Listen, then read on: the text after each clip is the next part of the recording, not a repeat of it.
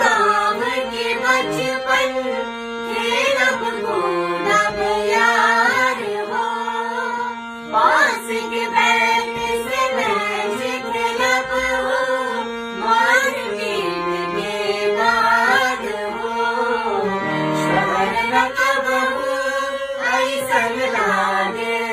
शहर रकबहू ऐसन लागे,